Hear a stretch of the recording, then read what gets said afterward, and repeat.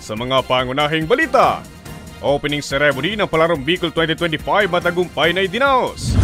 DepEd pinuri ang handaan ng LGU Legazpi sa Palarong Bicol. Dating DILG Secretary at Senatorial Candidate Benhur Abalos Jr. bubisita sa Legazpi City. Maginati sa pares talo sa bypass operation sa lungsod ng Legazpi. 150 residente ng Barangay Boyon, Legazpi City na kinabang sa medical and dental mission ng Sunwest Care Foundation Incorporated at ng DOH Bicol. At Philippine Blind Union inilunsad ang kauna-unahang audio description cinema sa Alboy.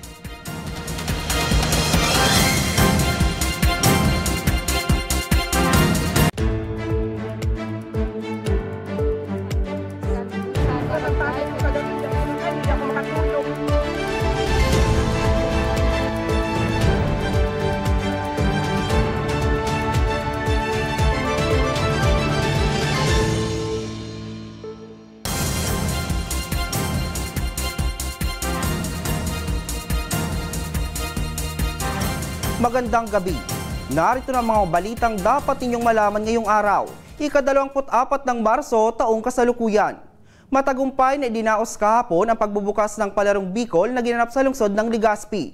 12,000 na delegado mula sa iba't ibang panig ng rehiyon dumalo sa opening ceremony. May report si Rose Bilista. Isang masigla at makulay na pagbubukas ang nasaksihan ng mga dumalo sa opening ceremony ng Palarong Bicol 2025 na ginanap sa Bicol University Sports Complex kahapon. Mahigit 12,000 na delegado, coaches at mga opisyal mula sa 13 school division sa buong Bicol Region ang dumalo sa pagtitipon. Bago ang formal na seremonya, nagkaroon muna ng parada ang mga atleta habang kinakanta ang kanilang mga chants. Kitang-kita ang sigla at excitement sa mga mukha ng mga kalahok, katulad na lang ng mga atletang sina Jay Abish, Samila Jane at EJ na handang-handa na para sa kompetisyon. Saya po at nag-enjoy din po. Madaming natutunan. Ganun din po yung sagot ko. Nag-enjoy din. Mas maganda po kumpara sa mga dati po. Kasabay ng pagbubukas, ipinaalala din ni DepEd Bicol Director Gilbert Sadsad ang kahalagahan ng kompetisyon. Sa effort pa lang, panalo na kayong lahat. Nakikita at nararamdaman namin ang kagustuhan ninyong maibigay ang lahat ng inyong makakaya. Isang karangalan naman para kay Mayor Alfredo Garbin Jr. na maging host ng Palarong Bicol ngayong taon. Anya, hindi lamang isang kompetisyon ang aktibidad dahil ito'y isa ring pagkakataon upang makabuo ng magandang pagkakaibigan. This event symbolizes not just gathering of athletes for tournament, but it represents a celebration of humanity, one that is unified by ideals of sportsmanship and camaraderie. Dumalo din sa pagbubukas ang mga senatorial candidates na sina ACT-CIS Party List Representative Erwin Tulfo at dating DILG Secretary Benhur Abalos. Saludo po ako sa inyo dahil kung hindi ka magaling sa iyong lungsod, hindi ka magaling sa iyong probinsya, ay wala ka rito. Ibig lamang sabihin, ang school ninyo, ang LGU ninyo, ang nagsabi na ikaw ay magaling, kaya kailangan mong i-represent ang ating probinsya, i-represent ang ating lungsod. Sa lahat ng mga atleta, palakpakan natin ang mga atleta natin sa Palarong Bicol. Kaya tayo nandito ngayon para pakita ang ating galing, ang ating karakter, and of course, ang ating dedikasyon. Samantala, nagtapos ang seremonya sa isang fireworks display na nagdagdag ng sigla sa pagbubukas ng Palarong Bicol 2025. Para sa mga balitang Tatak Bicol, Rose Bilista. Samantala, pinuri ng Department of Education ang kahandaan ng local government unit ng Legazpi na siyang host city para sa Palarong Bicol ngayong taon. Playing venues at bulletin quarters, wala umanong problema sa supply ng tubig at power interruptions. Narito ang aking report. Pinuri ng DepEd Central Office ang kahandaan ng local government ng Legazpi na siyang host city ng Palarong Bicol ngayong taon. Ayon kay Jason Rasal, ang Monitor and Technical Official ng Kagawaran, sa kanyang pag-iikot, nakita niya kung gaano pinaghandaan ni Mayor Alfredo Pido Garbin Jr. ang aktibidad. Aniya, Maayos ang bawat playing venues at billeting quarters. Maayos ang supply ng tubig at wala ring problema kung magkakaroon ng power interruption dahil sa portable generator na ipinagkaloob ng LGU Legazpi. Kaya yung sinasabi kong na-impress ako because yung mga facilities nyo ngayon, medyo kung saan nag-level up. Second, sabi ko nga, kanina, si Sir Dex, without him knowing, nakaikot na ako may inikot akong iba. Nakita ko yung bago yung mga gamit. So, ano doon yung hindi tayo resort into borrowing. Lubos din ang pasalamat ni Francisco Dexter Sison, Regional Sports Officer ng DepEd Bicol kay Garbin sa paglaan ng 17 million pesos na supplemental budget para sa Palarong Bicol ngayong taon, kung saan hindi na nila kinailangan pang gamitin ang kanilang special education funds.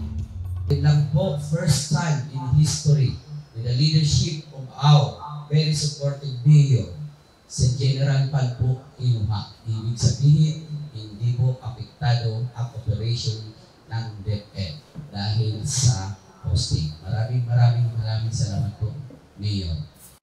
Ayon naman sa alkalde, sisiguraduhin niyang magiging maayos ang pananatili ng bawat delegado sa lungsod. Aniya pa, makakatanggap ng 3,000 cash ang mga atleta mula sa ibang probinsya na makakasungkit ng gintong medalya, 2,000 naman para sa silver medalist, at 1,000 pesos para sa bronze medalist. 5,000 pesos hanggang 20,000 pesos naman ang matatanggap ng mga atleta mula sa kaniyang lungsod.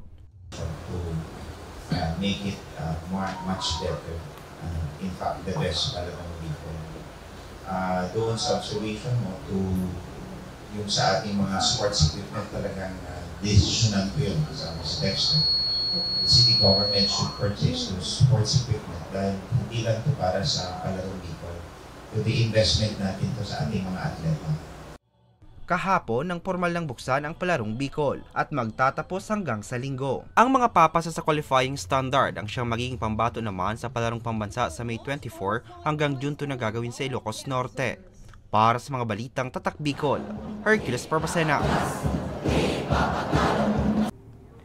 Bumisita kahapon sa lalawigan ng Albay ang dating kalihim ng Department of Interior and Local Government at senatorial candidate na si Benhur Abalos Jr. Sa kanyang pagbisita, inilatag din ito ang kanyang mga plataforma. May report si Maine Sinares. Bumisita si dating Department of Interior and Local Government o DILG Secretary at senatorial candidate Benhur Abalos Jr. sa lalawigan ng Albay kahapon. Sa kanyang pagdating, ibinida ng opisyal ang kanyang mga naging tagumpay mula nang manungkulan siya bilang mayor ng Mandaluyong City, chairman ng Metropolitan Manila Development Authority o MMDA noong 2021 to 2025 at kalihim ng DILG. Ako ko kasi apelido ko, so I will have to work on my awareness. But then it's all about your accomplishments and your programs. That's important, so that people could really notice. Ano ba may offer mo, anong nagawa mo na, at ano yung background mo. Kasabay nito, inilatag din ni Abalos ang kanyang mga plataforma. Ipa-file ko yan magkaroon ng gratuity or incentive pay. Pangalawa, kuryente. This was the resolution I filed. I was against EVAT on electricity. And this was 2005. After 20 years ngayon, senior citizen na ako, yan pa rin ang pinag-uusapan. At once mabawasan ito, dadami ang manufacturing companies mo, dadami ang trabaho mo, at gadaan sa bawat isa. It is one of the things I believe in for the last 20 years, at ipupursue ko rin po ito. And for agriculture, of course, yung rice tariffication law. We must really strengthen the NFA. Imagine kailan lamang nagtawag si Kiko, Pangilinan sa Kiko, para lamang makapagbenta. Dapat bigyan na maraming pondo NFA para makabili sa farmers at ibigay lalo ito sa ating mga kababayan. At pangalawa, if you are a farmer yourself, usually ang problema dyan puhunan. At pangatlo, it goes without saying, yung kanilang lupa. Kaya isa sa, I mentioned this yesterday, yung land use plan natin.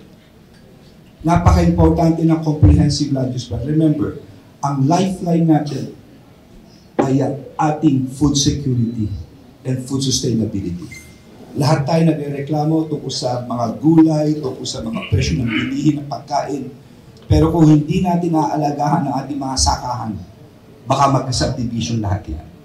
It's important for us na ito i-safeguard natin as early as now, which is the land use plan. I will be for that. But for the meantime, on the local level, it should be the comprehensive land use plan. Samantala, malugod naman ang pagtanggap ni Mayor Alfredo Garbin Jr. sa pagdating ni Abalos sa lungsod. Ipakilala ang isang tao na merong exemplary servisyo, itinaguyod yung good governance, at ipinakita kung paano magtaguyod ng progreso ng isang pamahalaan. Yan ho ang mandaluyong na kung saan napakaunlad. At iniidolo ho natin si Secretary Abalos at gusto rin ho natin gawin yung mga best practices na in-adopt at i-practice niya doon sa Mandaluyong dito sa ating lungsod ng Legazpi. Kaya ho, kung tatanungin niyo po ang ako Bicol at ang lungsod ng Legazpi, kung sumusuporta ho, obvious po, at talaga ho, tayo talaga yung nag-imbita sa kanila upang ipakilala si Secretary Abalos sa ating mga kababayang Bicolano. Si Abalos ay nagsilbi rin na panauhing pangdangal sa pagbubukas ng Palarong Bicol 2025 kahapon kasama si ACT-CIS Party List Representative at Senatorial Candidate Erwin Tulfo sa lungsod ng Legazpi. Para sa mga balitang Tatak Bicol, May Insinares. Maginati sa pares taro sabay bus operation sa lungsod ng Legazpi at ginang sa Camarines Sur nanganak sa loob ng pedicab. Yan at iba pang balita sa pagbabalik ng Ako Bicol Online TV.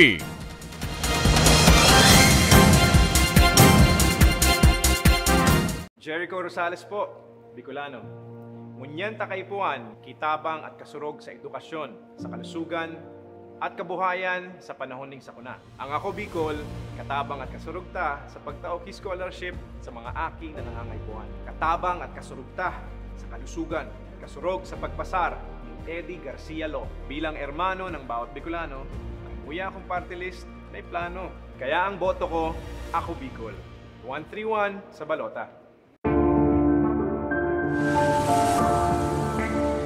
Sabi nila, wala ka daw ginawa nung nakaupo ka sa Senado. Ano pinanindigan mo? Pinanindigan ni Senator Lito kaming mahihirap. Binigyan niya kami ng libreng tulong legal para umunlad. Gagawin ko ang lahat para magbayad sila. Kot! Ang sabi nila, artista ka lang. Ano bang magagawa ng isang action star? Marami nang nagawa si Senator Lito. At ang isa dito ay yung pag-aksyon niya para sa kapakanan naming mga manggagawa. Ang sabi nila, hindi ka daw nakapagtapos sa pag-aaral. Paano mo kami matutulungan? Hindi nga siya nakapagtapos, pero ginawa niya ang lahat para kami ay makagraduate na! Ilan lang yan sa maraming nagawa ni Senator Lito Lapid. Lito Lapid. Dumanas ka man ng hirap. Lahat ng sabi-sabi sa'yo, inaksyonan mo. Kung ako'y nakaahon, kaya nyo rin. Kaya natin lahat lumaban at umunlad. Tatak Lingkod Lapid, Supremo ng Senado. Lito Lapid, number 35 sa balota. Lito, Lito, Lito Lapid! Lito, Lito, Lito Lapid! Lito, Lito, Lito Lapid! Ako si Lito.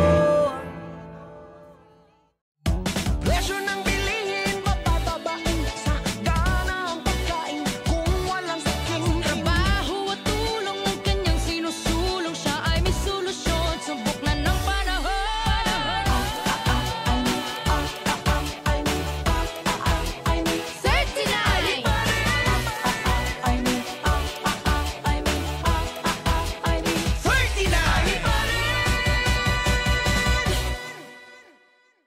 Ako si Jericho Rosales, sarong aktor, kasurog kang kaligasan, Oragon, Bicolano.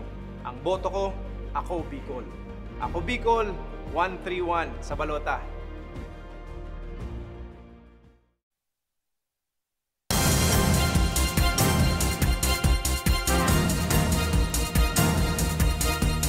Nagbabalik ang Ako Bicol Online TV. 3 individual ang inaresto ng PDEA Albay at PNP Legazpi dahil sa patuloy na pagpapalaganap at paggamit umano ng iligal na droga. 2 sa mga naaresto ay mag-ina. May report si Danica Garcia. Matagumpay na nahuli ng Philippine Drug Enforcement Agency o PDEA Albay at Legazpi City Police Station Intelligence Unit ang mag-ina at isa pang drug personality sa sinalakay na drug den sa Barangay 31 Baybay, Legazpi City, alas 5:45 kahapon, Marso 23. Kinilala ang mga sospek na isang 52 anyos na ginang at anak nitong 33 anyos na lalaki, kapwa residente ng naturang barangay. Kinilala naman ang kasama nila na isang 39 anyos na babae na sinasabing drug den visitor, residente ng barangay Piggale na dati nang nakulong dahil sa illegal na droga. Ayon kay Provincial Director Nue Brigel ng PDEA Albay, isang concerned citizen ang nagpaabot sa kanila ng sumbong patungkol sa illegal na pinaggagawa ng mga sospek. Aniya, naaktuhan pa nila ang mga ito na gumagamit ng droga. Nag-conduct tayo dito ng series of casing and surveillance operation. At the same time, nag-conduct din tayo ng tatlong test by operation na kung saan lahat na nabiling drugs ng ating undercover agent nag-positive sa methamphetamine hydrochloride nang isinailalim natin ito sa pagsusuri sa forensic laboratory ng PDEA. Nakuha sa posisyon ng sospek ang tinatayang 11 gramo ng pinaghihinalaang shabu na nagkakahalaga ng 74,800 pesos at iba pang drug paraphernalia. Taong 2013 nang makulong na rin raw ang drug den operator dahil din sa droga.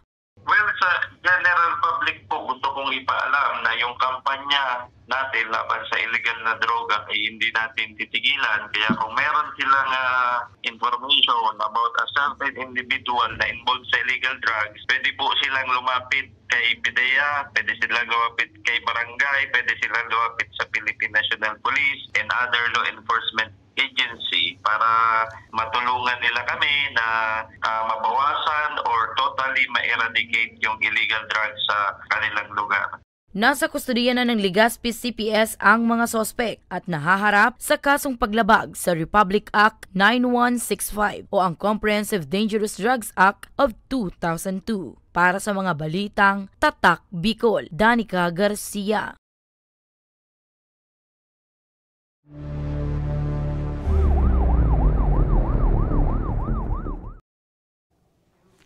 Patay ang isang magsasaka matapos na pagbabarilin habang lula ng motorsiklo sa Kawayan, Masbate. Biktima, maglalako umano ng nyog ng tambangan. May report si Mayin Sinares.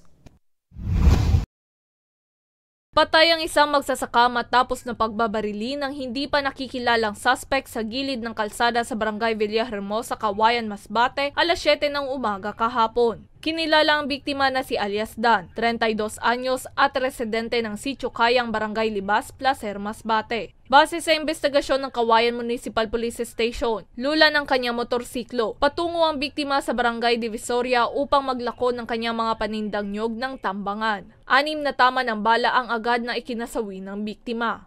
Pagdating niya po dito sa place of incident, may nakaabang po na unidentified male suspects. Hindi po natin alam kasi wala pa tayong witness na makakapagbigay ng detalye kung ilan po yung bumaril sa kanya. Pero nung nag-conduct po tayo ng investigation, nakarecover po tayo ng 6 na basyo ng kalibre 45 po.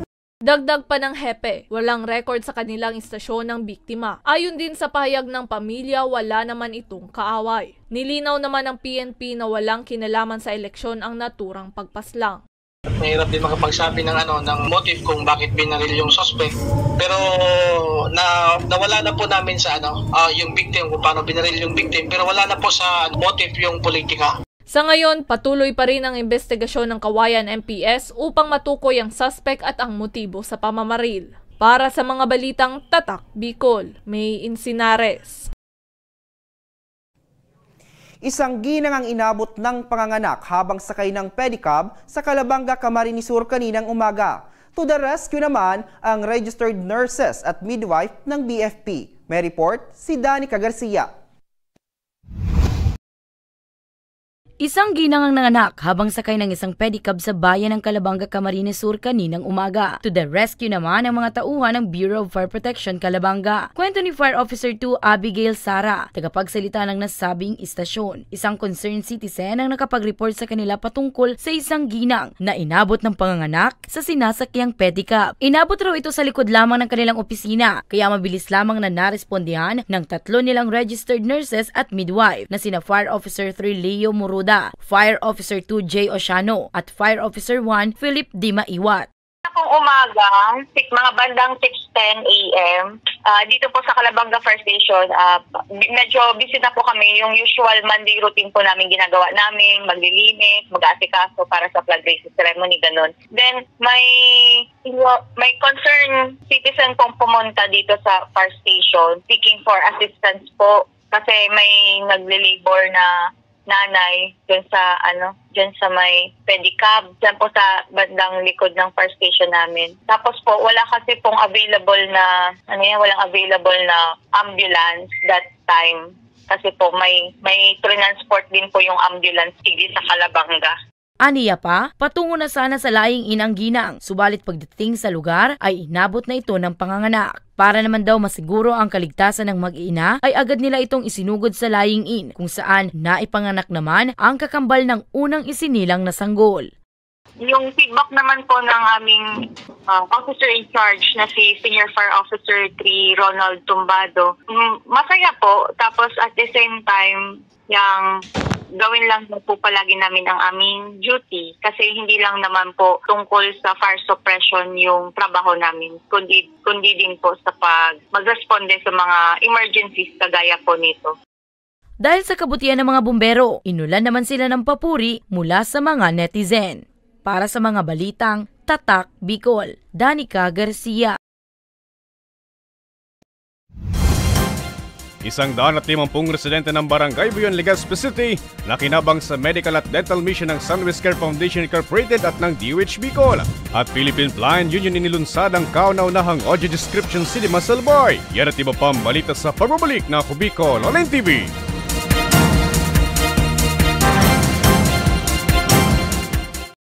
Jericho Rosales po, Bicolano. Ngunyan takaypuan, kitabang at kasurog sa edukasyon, sa kalusugan, at kabuhayan sa panahon ng sakuna. Ang Ako Bicol, katabang at kasurugta sa pagtaok scholarship sa mga aki na nangangaipuan. Katabang at kasurugta sa kalusugan, kasurog sa pagpasar ni Eddie Garcia Law. Bilang hermano ng bawat Bicolano, ang muya kong party list may plano. Kaya ang boto ko, Ako Bicol. 131 sa balota. Sabi nila, wala ka daw ginawa nung nakaupo ka sa Senado. Ano pinanindigan mo? Pinanindigan ni Senator Lito kaming mahihirap. Binigyan niya kami ng libreng tulong legal para umunlad. Gagawin ko ang lahat para magbayad sila. Kot! Ang sabi nila, artista ka lang. Ano bang magagawa ng isang action star? Marami nang nagawa si Senator Lito. At ang isa dito ay yung pag-aksyon niya para sa kapakanan naming mga manggagawa. Ang sabi nila, hindi ka daw nakapagtapos sa pag-aaral. Paano mo kami matutulungan? Hindi nga siya nakapagtapos, pero ginawa niya ang lahat para kami ay makagraduate na! Ilan lang yan sa maraming nagawa ni Senator Lito Lapid. Dumanas ka man ng hirap. Lahat ng sabi-sabi sa'yo, inaksyonan mo. Kung ako'y nakaahon, kaya nyo rin. Kaya natin lahat lumaban at umunlad. Tatak Lingkod Lapid, Supremo ng Senado. Lito Lapid, number 35 sa balota. Lito, Lito, Lito Lapid! Lito, Lito, Lito Lapid! Lito, Lito, Lito Lapid! Ako si Lito. Presyo ng bilihin, mapatabain sa gana ang pagkain kung walang saking trabaho at tulong ng kanyang sinusulong. Siya ay may solusyon, subok na ng panahon. Sexy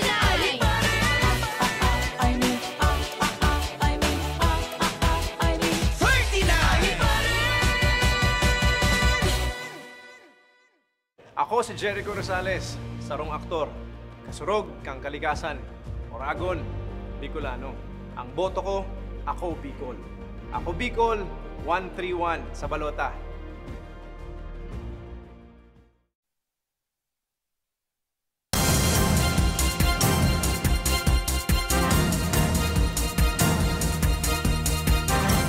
Nagbabalik ang Ako Bicol Online TV. Naging matagumpay ang campaign rally ng Ako Bicol Party List nitong weekend sa Albay. Performance ng international band na Big Mountain, inabangan rin ng daan-daan nitong fans. May report si Rose Bilista.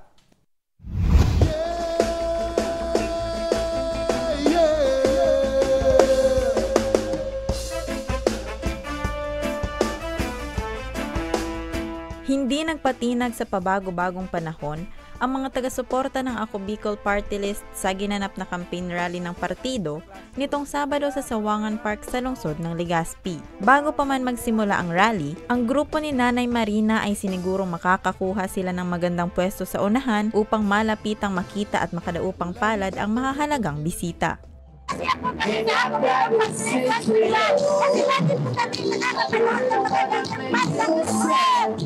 Maraming mahahalagang personalidad ang dumalo sa rally. Kabilang sina board member Hisham Ismail na tumatakbo bilang mayor ng Legazpi City, Christopher Kitoko na tumatakbo bilang congressman ng 2nd District ng Albay, Legazpi City Mayor Alfredo Garbin na second nominee ng Ako Bicol Party List kasama rin ng board members at city councilors. Sa kanyang mensahe, sinabi ni Garbin na patuloy na magsusumikap ang Ako Bicol Party List upang maihatid ang mga magagandang programa sa rehiyon na mapapakinabangan ng mga Bicolano.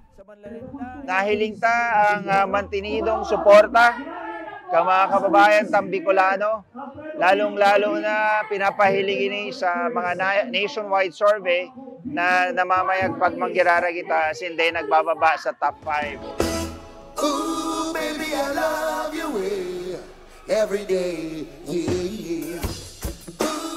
Naging kaabang-abang din ang live performance ng international reggae band na Big Mountain na masumikat sa kantang Baby I Love Your Way. Una nang idinaos ang campaign rally ng partido sa bayan ng Bakakay nitong Biyernes sa pangunguna ni Bakakay Mayor Edsel Villesa at Congressman Jill Bongalon na tumatakbo naman bilang congressman sa unang distrito ng lalawigan ng Albay. Nakulaw din importante din sa mga taga-digdi sa Muya, tabakulang puro trabaho. Kaipuhan man maglibang. What I can offer is that day po nindok kaipuhan maghalat kipirang dekada para sa mga darakulang proyekto, mga programa na dapat namamatian nindok haloy ng panahon. Samantala ngayong Biyernes, magkakaroon naman ng proclamation rally ang Team APG kung saan magkakaroon ng live performance ang bandang Kamikaze. Para sa mga balitang Tatak Bicol, Rose Bilista.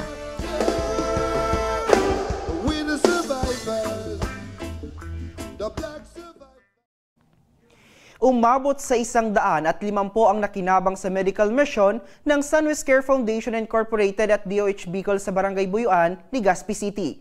Labis naman ang pasasalamat ng mga benepisyaryo. May report si Rose Bilista.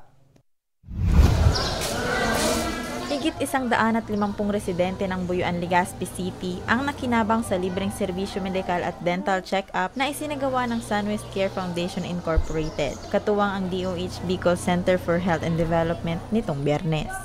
Para sa residenteng si Manilyn, isang may bahay na may 3 anak, malaking tulong ang medical mission para sa mga tulad niyang may iniinda ng sakit at kapustin sa buhay. Para sa ko, maray, kasi din na kayo madaman sa doktor para kaya mapila kami sa City Health, alawigan pa, kumasay pa.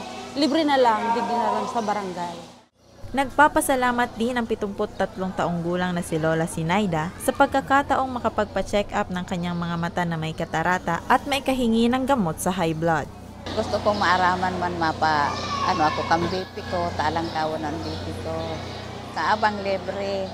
Lubos naman ang pasasalamat ni Barangay Captain Ronaldo Minya sa Sunwest Care Foundation Incorporated sa pagbibigay ng serbisyo sa kanilang barangay. Dakulaon na bagay para sa Muya na ining Sunwest Foundation permi nagre-respond sa samuyang mga request. Bako sa na ini dental and medical mission alagad igwasindag mga pigtaw arog digdi sa Buyon Elementary School nagtao sindak ti free educational supplies So halos taon-taon. Bukod sa libreng gamot at bitamina para sa mga matatanda at bata, mayroon din na inihandang lugaw at tinapay para sa lahat ng benepisyaryo. Para sa mga balitang Tatak Bicol, Rose Bilista. Inilunsad nitong weekend ng Philippine Blind Union ang kauna-unahang audio description cinema sa Albay. Ayon sa grupo, hindi lamang ito isang film viewing dahil sinusulong din nila ang karapatan ng mga visually impaired sa panonood ng pelikula. May report si Angeline Dagta.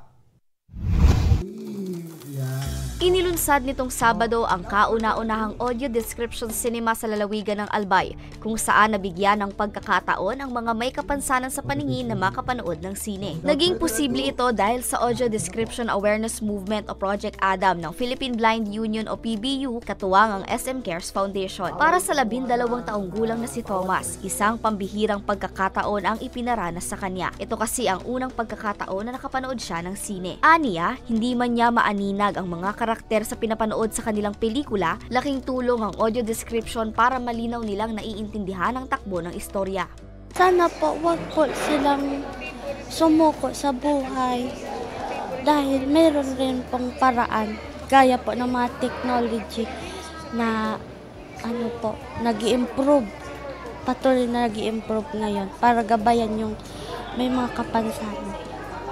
Tulad ni Thomas, ikinagalak din ng pamilya Madelyada na pawang may kapansanan sa paningin na may tulad na nitong proyekto. Dama umano nila ang pagpapahalaga sa kanila ng komunidad. Pili po ako sa kanila, ma'am, kasi naiisip po nila na gumawa sila ng mga ganyang aksyon para naman po makapag-enjoy naman po kami at na ma-experience din po namin. Kung ano po yung mga na-experience sa mga sighted din, mga kagaya nyo po, na kami, hindi naman po kami nabibihain kahit na kami hindi nakakakita. At least sa pamamagitan po ng kanilang mga ginagawa, nakakasabay po kami. Maraming salamat sa mga ganyang persons na gumagawa ng mga ganyang mga paraan para naman po sa amin ng mga hindi nakakakita po talaga totally. Maraming salamat kasi nararamdaman namin na kahit paano nagmamalasakit sa amin. Sobrang salamat talaga. Sobrang napapasaya kami sa mga proyekto na ito. Naimbitahan din sa aktibidad na ito na makapanood sa sinihan ng ilang kamag-anak ng mga dumalong visually impaired individuals. Ayon kay Ching Ranyola, chairperson ng PBU, ang Project Adam ay hindi lamang isang film viewing. Isa umano itong mahalagang hakbang upang isulong ang karapatan ng mga visually impaired sa panonood ng pelikula. Aniya, layo ng PBU na maisabatas ang Philippine Audio Description Act sa taong 2026. Ang batas na ito ay magpapatupad ng mandatory audio description sa lahat ng pelikula sa Pilipinas. Napag-isipan namin na this time naman dito sa Albay nga ang gagawin kasi usually nagagawa ito sa Naga mainly because mayroon silang resource center for the blind doon. So na-feel ko na during this activity na maraming na-excite ng mga blind dito sa Albay. Kami ay nagpapasalamat sa SM Cares Foundation and SM Malls and Cinema na pinayagan kaming mapanood dito sa movie house nila. Hinihikayat naman ni Ronel Del Rio, co-winner ng Project Adam, ang film producers na isama ang audio description sa kanilang mga pelikula. Ayon sa kanya, isang malaking tulong ito para mas maunawaan ng mga visually impaired ang kwento ng pelikula. It's one of the awareness campaign na ginawa namin. Meron din tayong mga fora na ginawa para sa mga film producers, para sa stakeholders ng movie industry at saka sa theater, no? At saka sa iba pang form of arts. Ito'y simula pa lamang ng marami. Ang aming pangarap sa tulong ninyo sa media at sa local government natin, first quarter hanggang second quarter ng 2026, meron tayong Philippine Audio Description Act. Nagpahayag naman ang Naturang Mall na magsasagawa pa sila ng iba pang film viewing ng audio description film sa hinaharap. On behalf of SM City Legazpi, maraming salamat sa pumunta at suporta na binigay nyo sa SM City Legazpi. No?